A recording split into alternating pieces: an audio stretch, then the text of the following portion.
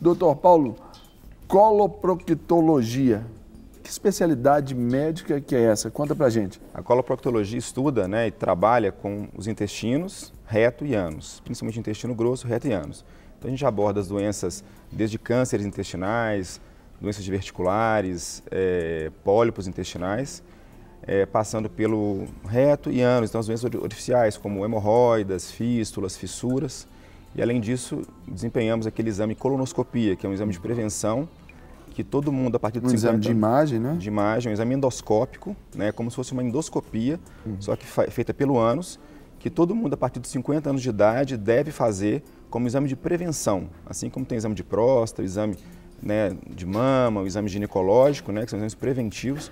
A colonoscopia é um exame que deve ser feito para a prevenção do câncer intestinal e para diagnóstico das doenças intestinais, no caso, as doenças inflamatórias intestinais. A colonoscopia é uma das armas que nós temos no diagnóstico dessas doenças. E isso se traduz em rapidez ali no diagnóstico, até para os efeitos de tratamento, né? Sem dúvida. A colonoscopia a gente consegue identificar os problemas, biopsiar, e as biópsias nos levam a alguns diagnósticos e podemos inclusive tratar. Tem alguns pólipos, algumas lesões que no futuro poderiam virar câncer, que se você trata precocemente, você trata por endoscopia, sem ter que fazer uma cirurgia, e com isso a pessoa fica livre de algum problema futuro, um câncer futuro. Já é uma prevenção importante.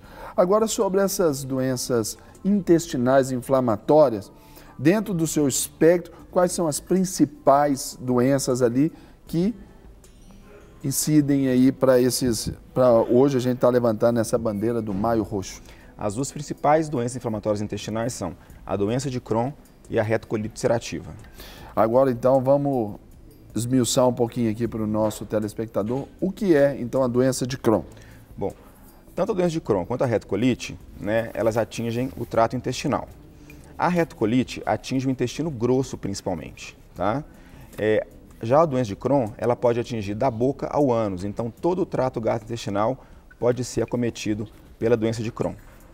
Na retocolite, geralmente o reto está acometido em 95% dos casos. O reto é aquela parte final, próxima ao ânus ali do intestino.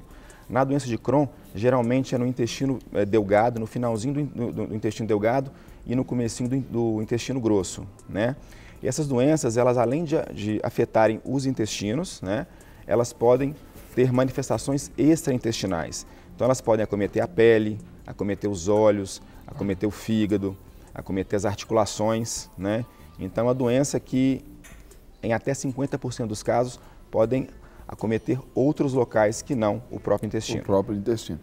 E quando a gente fala, por exemplo, dessa doença, a gente pode dizer que talvez elas sejam mais urbanas e até, vamos dizer assim, se a tuberculose que falamos no bloco anterior, ela tinha esse viés de uma, entendam bem, de uma doença assim, de uma classe mais baixa, a doença intestinal inflamatória, ela atinge outras camadas de nível superior também?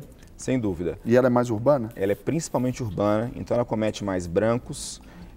Na Europa e nos Estados Unidos, ela é muito frequente e é uma doença que está muito relacionada à urbanização, ao desenvolvimento. Então, ela aumentou muito no Brasil, depois que o Brasil se urbanizou mais, se desenvolveu mais. Então, ela é uma doença mais, pode-se dizer assim, de países desenvolvidos. Para receber todas as novidades do canal, inscreva-se e se curtir o vídeo, clique em gostei. Aproveite para acompanhar a Rede Super nas redes sociais.